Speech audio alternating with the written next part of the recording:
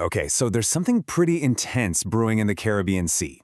We're talking about a major military buildup that's putting the United States and Venezuela on a collision course. It's a really tense situation, filled with confusing motives and, honestly, huge stakes for millions of people.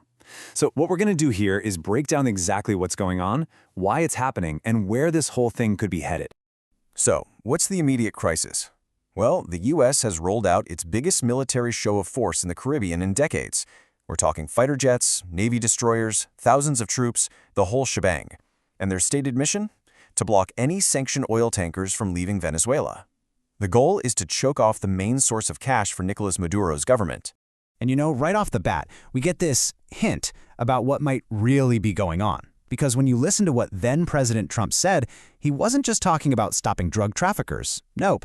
He was very clear about reclaiming oil rights, saying Venezuela had kicked U.S. companies out.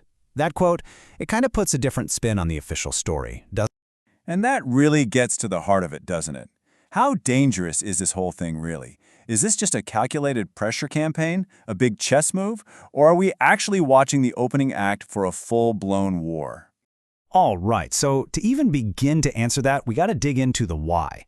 Let's peel back the layers here and put the official U.S. reason for this operation side by side with what analysts who study this stuff for a living are saying. So the official line from the U.S. is pretty straightforward. This is all about fighting drug trafficking. But then you hear from the analysts, and they are not buying it. Not at all. One expert we looked at was blunt, just calling that claim simply false. Their point is, yeah, drugs pass through Venezuela, but it's not some major drug producer. Lots of countries in the region are in the same boat, and you don't see a U.S. destroyer parked off their coast. Okay, so if it's not really about the drugs, what's the real play here? Well, experts point to a few big goals, and they're all kind of tangled together. First, the big one.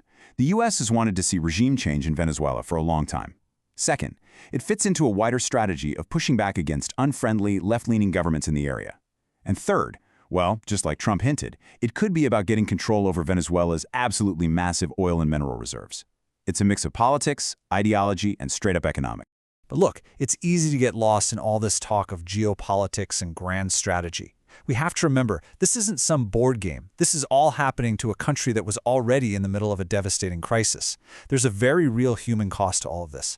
And if you want to understand just how fragile things are, just think about this one number, 90%.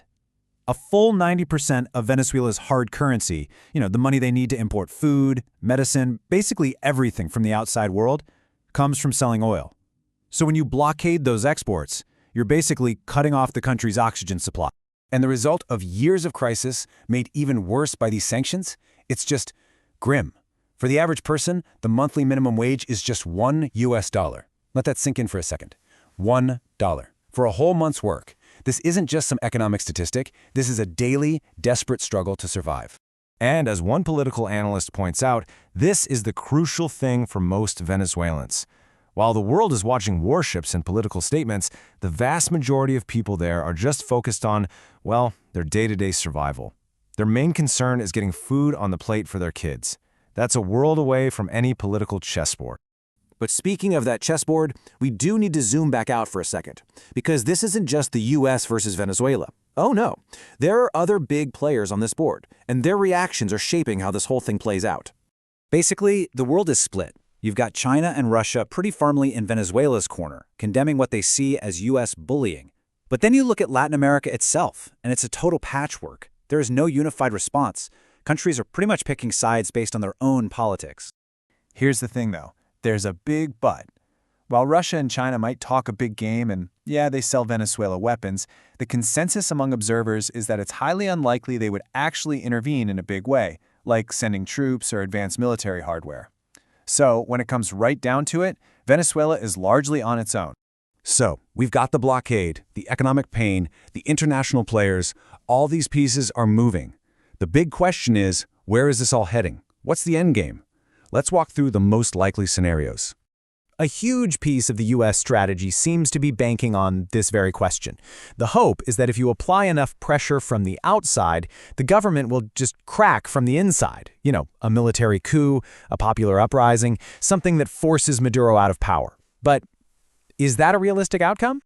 Well, there are strong arguments on both sides of that. On the one hand, there's no doubt a majority of Venezuelans want a change in government, and the opposition is very active. But on the other hand, you have the Venezuelan military, which has this deeply ingrained culture of patriotism and resisting foreign interference. The very idea of a US-backed change could, paradoxically, be the one thing that makes them rally together. So this really leaves us with three main paths forward. The first, and maybe the most likely, is just more of the same. A continued stalemate where the US keeps the pressure on, hoping for that internal crack. The second is that the pressure actually works, and a change happens from within.